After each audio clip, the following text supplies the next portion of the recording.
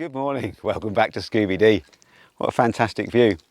I thought today I would go into the van a little bit more. I noticed that there's quite a few comments on Nate Murphy's channel when he posted the van tour. And I thought I'd go through 10 things that I really love about my van, things that I put in and make it work really well for me. Certainly over the last 3 months of living in it, I've got to feel what works.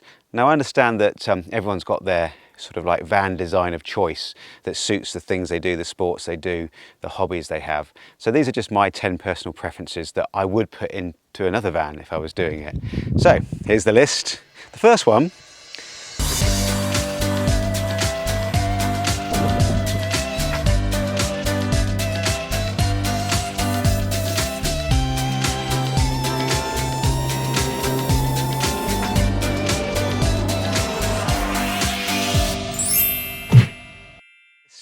The first one is a very simple one, but really useful, and that is the shoebox stash.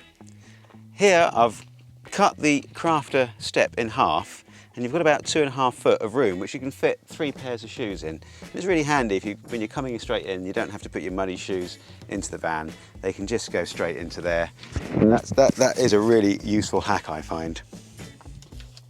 Number 9 on the list is magnetic power. Now these days you can buy these rare earth magnets which are incredibly strong. I can't remember exactly, but I've got a feeling they're about 40 kilos of pull, these magnets. So what do I use them for?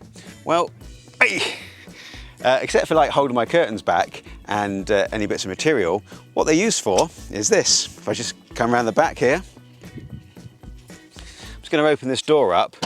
People have said in the vlogs, what do I do for a toilet and a shower? And of course the shower normally goes up here. It's at the moment getting heated up over.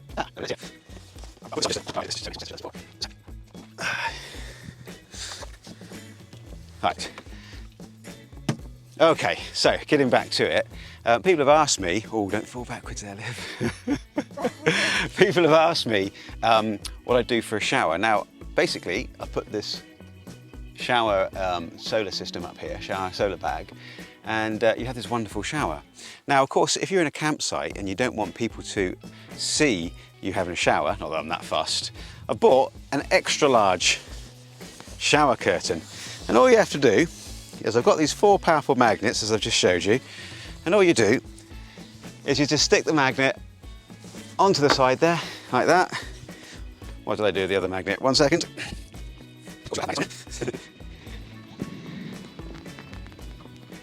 Stick this on here, and then you put your magnets at the bottom, and there you have yourself a 6 foot by 3 foot shower cubicle. How about that? Dead simple. Haven't got the other magnets, but you get the gist. And that is how you have an al fresco shower, and you've got natural sunlight drying you. Not bad, eh? That was hack number 9. Okay. So moving on.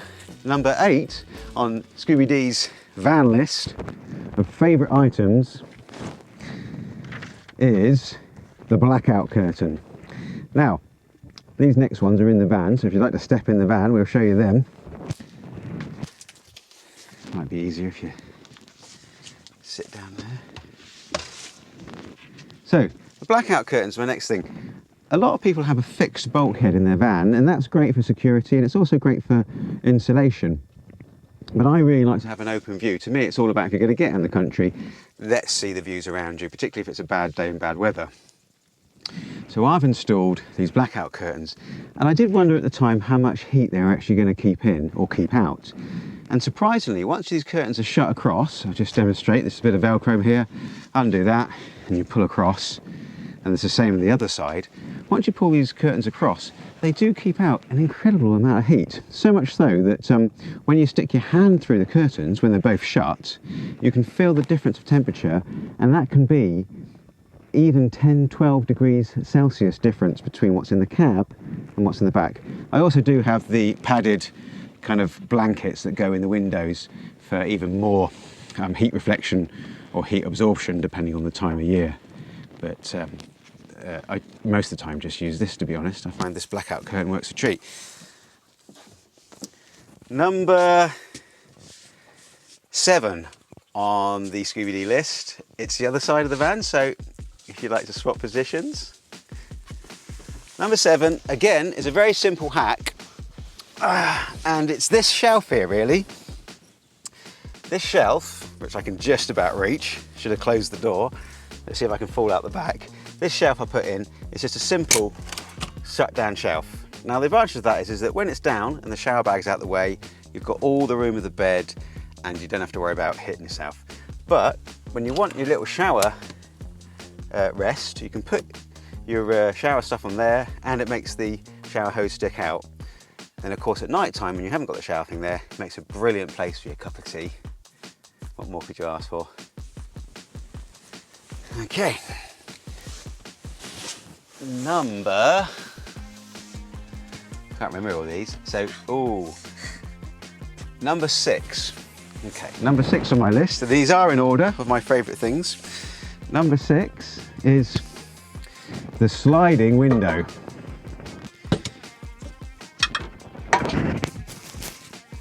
So, as I say, again, a lot of people don't put windows in the side of their van, or they might put one in for security reasons and for insulation.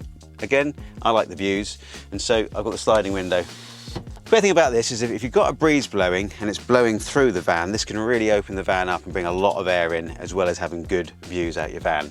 And of course, the simple blinds from IKEA that just pop down and black out, as simple as that, and they're on a spring-loaded mechanism.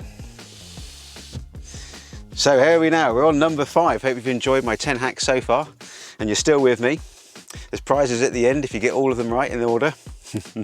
Number 5 is the big space that I've created. Now this fan is only 6 meters wide, 5.9 meters, long, and 6 foot wide. I'm confusing empirical with metric there, but that's what you do when you're a Generation X. And so number 5 is the big king size space that you can create by having a swivel seat on this side and the bench seat there. You've got a big space, and I really like that. You put the table up, you can easily accommodate 4 people, and even more if they're sitting on the bed, and you have this big feeling of space. Now, if the weather's really good, you don't even need a van this big. I had a Mercedes Vito for 10 years, and that was fine for like week camping trips where the weather's good and everything's set up outside. But if you're living in your van and it's, the weather's not so good, or you just want that more space, then this sort of size medium wheelbase crafter is really good. Okay, so number 4 on the list is ambient lighting. When you're designing your van, I really think it's important to put ambient lighting in. I have seen quite a few vans where they just go bright, that's fine. But bright, or even just bright and lights that you can select and turn down, I don't think is fine actually. I think you should look at the quality of light that you're going to get. I've got these lights up here which are really bright, but it's not the best quality of light. There's a bit of a blue hue to it, and they're great when you just want to bang the light on, see what you're doing, but I very rarely use them actually. I tend to use more the strip light, which is an LED warm white light, which comes under here, lights the kitchen up. I'll show you this later on because it's too light at the moment to show you, and also over the bed. And these are all dimmable. And then if I'm really, really chilling out and you want that nighttime light, I've got 2 LEDs in the back here which are on like goosenecks, which you can use for reading. But one of them I cover with this little Chinese lantern thing here, and that gives a really nice orange glow, sets you up for that kind of bedtime kind of feel. Just like you can get on your phone when you can turn your phone from blue to an orange gamma. So that's lighting, really important. Definitely think about that when you're doing your camper van. Number 3. The cab stash. Now this is absolutely essential. I've actually hidden mine behind a photo that I took in Kilimanos, and in here there's lots of stuff just bunged in. But if you look how far it goes back, you're looking at sort of like up to 1 meter by the width of the van, which is 1.7 meters, 1.8, and you can fit tons of stuff in there. I would recommend that everyone makes one of these things. The only thing you need to work out is how low can you go. Go as low as you can. For me, I worked out, because I got this, I wanted to have a swivel seat, that I needed to have a seat where when you get up, you don't hit your head. I had a friend that was 6'4", got him to sit into the seat and get up and see if he hit his head, and he didn't. And that's perfect. It goes back, and I still get a bit of storage in the front there. So the cab stash is the absolutely essential thing, I would say. Right, no, moving on to number 2 on the list. Yes, we're getting there. If you've stayed with us, well done. And that is the 2 Skylights. This skylight has a fan in it, and it's pretty powerful.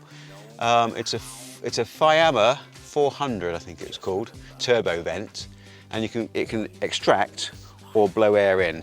So most of the time of a night time I have it on extract because that links into the back skylight and it gently pulls a nice lot of air over you as you're sleeping, and it almost feels like aircon. In fact, it's so nice that it's almost addictive that you want to leave the fan on to have that little bit of white noise just sucking slowly and pulling the air through. And last night when it was only like 21 degrees in the van, which out here is quite cool, I still had it on ticking over, just pulling the air through. Fantastic. Does mean that you do get light in the morning, which is not a problem, only except that Scooby wakes up as soon as it gets light and then she's jumping on the bed trying to wake me up, licking my ears and stuff. So that's the only problem with having the light flooding through.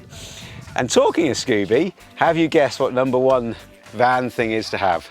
Well, if you haven't, of course it's having a van dog. Having a Scoobie-Dee or whatever your choice of dog is. For me, a Cocker Spaniel is a perfect size, perfect companion, and always happy to see me. So you're never really lonely, as I've said before, when you've got a dog like Scoobs.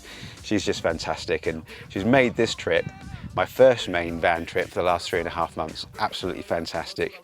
And I feel very lucky to have her, actually. So hopefully she feels lucky to have me, and we have a good team there. Well, I hope you've enjoyed my van tour. What I'd also like to say is that in the last 3 months I've been putting together a little Spotify list of songs that we've enjoyed as we've been travelling, and this is a mixture of songs from really chilled out stuff to a bit jazzy to deep house, and I welcome you guys to have listened to it. I've just posted it live at the moment. It's called Scoobie-Dee Zilled with an X. I don't know why, but it's Generation X. That's what I am, that's what this vlog's really about, and it appeals to people of all ages, I suspect, but more so in the Generation X age group. So check it out. I'm going to put the link below to the Spotify playlist, and I'd be really interested to see what you think. There's about 5 hours of music, so I'm not expecting you to listen to it all, but certainly skip through and there might be some little gems there that you really like. Hope you enjoyed this episode, and we'll catch you next week. Bye for now. With actually being outdoors all the time, climbing and Scoobs running around, we actually forget to take her actually on specific dog walks. So today we're going to walk to a crag called Wildside, which is a pretty hard crag that's always in the shade due to the fact that it's overhanging all the time, and also gives Scooby a nice little hour's walk. I feel like the man from Del Monte here. We've got, we haven't quite got orange groves though. The trees here are almond trees. Right, I've just found this crag. It's a little bit hidden away actually, but it's fantastic. It gets the shade all day, and it's called Wildside in Saya, and it's pretty steep stuff. I believe the easiest climbs are like 7A, but it looks amazing. It's really nice and cool here, and well bolted. Really nice and cool actually, really fresh breeze blowing through.